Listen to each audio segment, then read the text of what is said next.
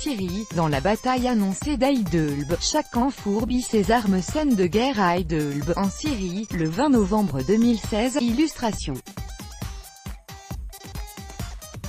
Reuters. Ammar Abdullah en Syrie, les signes avant-coureurs d'une prochaine offensive de l'armée gouvernementale contre la province d'Aïd-Elb se multiplient, malgré les mises en garde occidentales et turques d'une probable catastrophe humanitaire.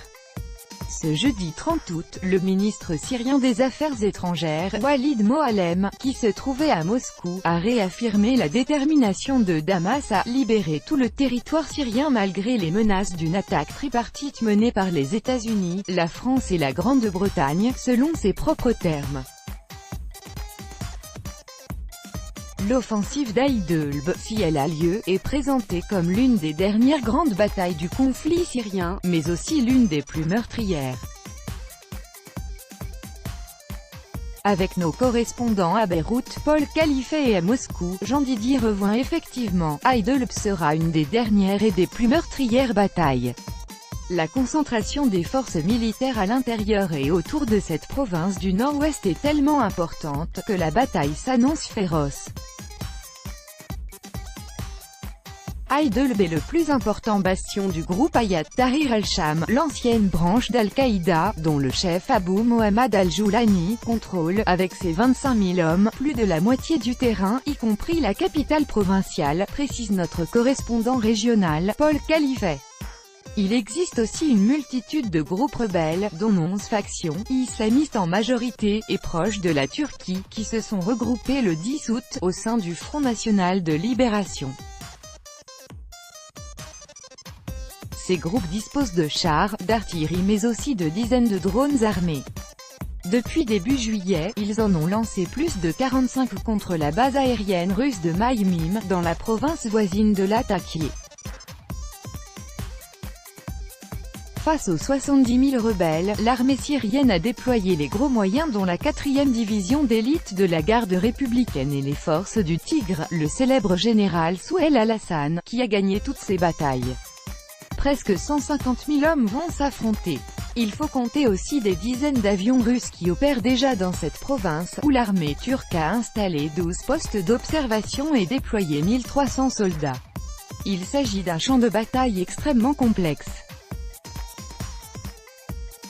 La Russie annonce des manœuvres en Méditerranée alors que chacun compte ses troupes. Le ministère russe de la Défense a annoncé que ses troupes procéderaient à des manœuvres en Méditerranée orientale, rapporte notre correspondant à Moscou, Jean-Didier Revoin. 25 navires et 30 avions de l'armée russe parmi lesquels des bombardiers stratégiques participeront à des manœuvres navales en Méditerranée du 1er au 8 septembre. Pitlivi, navire de guerre russe franchissant le Bosphore en direction de la Méditerranée, le 24 août 2018. Reuters, Yorukizik. Officiellement, il s'agit de procéder à des exercices de défense anti-aérien, anti-sous-marin et anti-mine, mais on ne peut s'empêcher de mettre cette annonce en lien avec les propos de l'ambassadeur de Russie aux États-Unis qui a déconseillé à Washington de s'engager dans une nouvelle agression illégale et sans fondement en Syrie. Pour Moscou, elle ne profiterait qu'aux terroristes, alors que Damas s'apprête à lancer l'offensive contre leur ultime bastion syrien d'Aïd-Elb. Plus tôt cette semaine, les médias russes avaient déjà relaté un renforcement de la présence militaire au large de la Syrie, Moscou redoutant des frappes occidentales contre les troupes de Bachar el-Assad. L'annonce de ces manœuvres permet à Moscou de montrer sa détermination, une détermination réaffirmée par le ministre russe des Affaires étrangères. Au terme d'une rencontre avec son homologue syrien jeudi, Sergueï Lavrov a précisé que la Russie avait mis en garde les Occidentaux de ne pas « jouer avec le feu ». Les civils otages du champ de bataille. Sur ce champ de bataille, il y a aussi les civils, qui risquent d'être pris entre les feux croisés des belligérants. Rappelons qu'il y a, à Aïd-Elb, près de 2,5 millions de civils, dont 1 million de réfugiés d'autres régions de Syrie.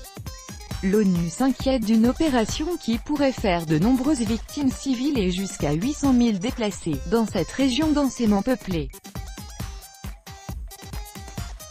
Écoutez Staffan de Mistura, envoyé spécial de l'ONU pour la Syrie, je suis prêt à me rendre sur place, 31/8/2018 par RFI. Écoutez Staffan de Mistura, l'envoyé spécial de l'ONU pour la Syrie, s'est dit prêt à se rendre sur place pour l'ouverture d'un couloir humanitaire.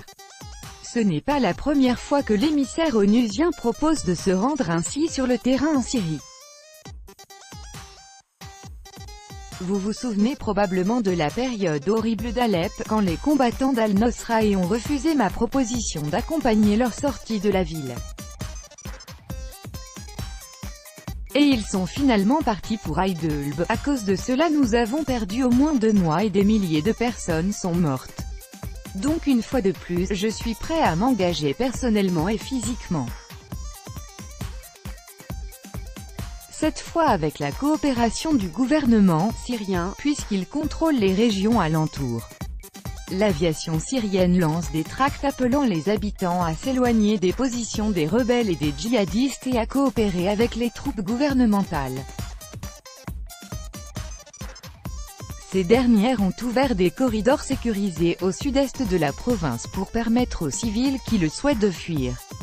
Une quinzaine de milliers de personnes, des femmes et des enfants en majorité, auraient emprunté ces passages, surveillés par la police militaire russe. Centre 30 août 2018.